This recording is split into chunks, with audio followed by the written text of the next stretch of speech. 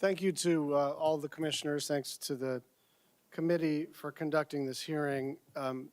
Chairman Carr, you and I have actually known each other for maybe 10 years now. We've had several meetings in our office, and it's usually, I don't want to say mundane, but it's technocratic, it's technical, it's nonpartisan, and all the rest of it. And so I'm hoping we can do that again right here. It's fine. I'm hoping we can do that again right here, but it is a more sensitive topic. So I'm just going to ask you a couple of yes or no questions. I don't mind a quick explanation, but I'll make a promise to you not to hector you for 3 or 4 minutes if you can give me quick yes or no's or at least quick explanations.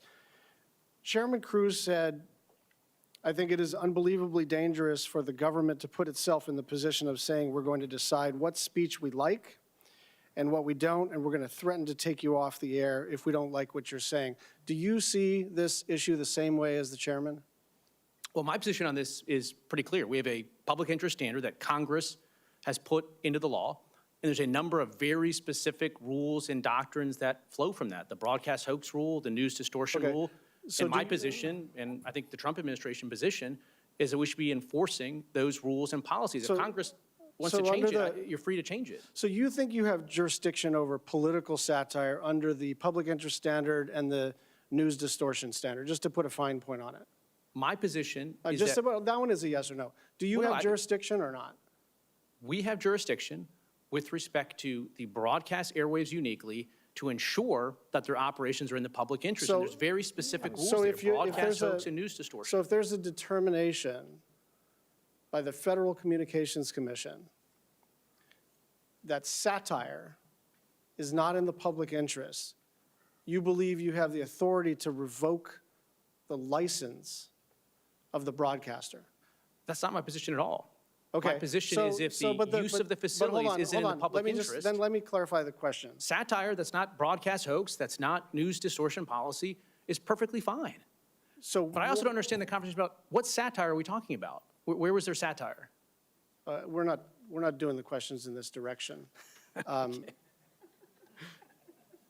What is the FCC's standards for making this kind of evaluation about whether news has been distorted? My understanding is that this has been used 8 times. The chairman, and I think he's right, is saying like this is rarely invoked, and there's a reason for that. Because yes, we have a statute that governs what the FCC is supposed to do, but basically the FCC has decided we need to get out of the business of refereeing what is offensive, and if something is indecent or obscene, that's one thing, right?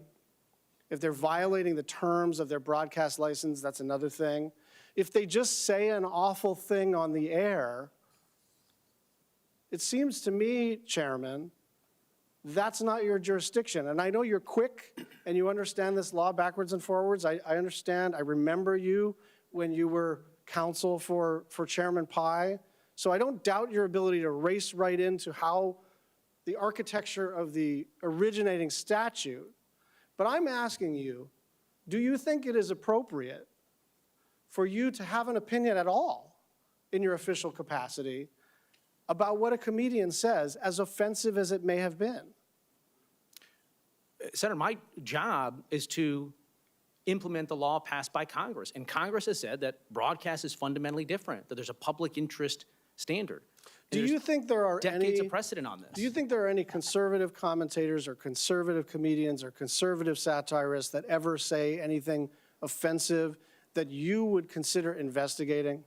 I'm not looking at things that are offensive or awful, to use your words. I'm looking at things that are consistent with our public interest rules and regulations. That's the full scope. And in what way? So I'm a little confused because it seems to me that in subsequent conversations, I forgot after Ted and John Thune and Dave McCormick and others said, oh, this seems like a little much for you, Chairman, that you went out and you said, that was fake news. I didn't do that.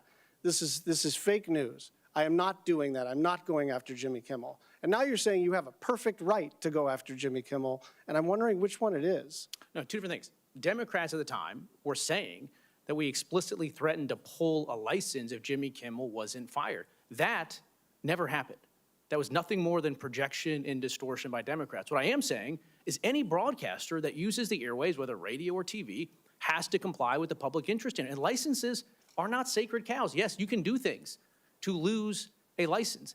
But if we want to change that, That's up to Congress. And one idea, for instance, is why don't we put all the broadcast TV licenses up for auction? And if people want to buy them without the public interest obligation, they can do that. But look, there was a bargain here. I mean, you're kind of tiptoeing through the tulips here, right? Because what you actually said is they have a license granted by us at the FCC that comes with an obligation to operate in the public interest.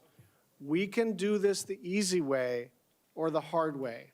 These companies can find ways to change conduct and take action, frankly, on Kimmel, or there's going to be additional work for the FCC ahead. Chairman, my final comment is I have actually enjoyed our relationship. I have praised you behind your back as a solid, someone I disagree with, but solid, knowledgeable person. This stuff, at least up until the last year, has been out of character, and it will not age well. And it will not age well on the conservative side of the aisle and the liberal side of the aisle. This is not American FCC behavior, and I'm hoping we can recalibrate. So let me try to understand this. Did you have an issue when Senator Markey told the FCC to investigate Sinclair for their news activities? Was there any issue raised there? I'm going to allow this because I was tough on you. You did ask me a question. This is the first time I've ever going to respond to a question from a witness. I did not sign that letter.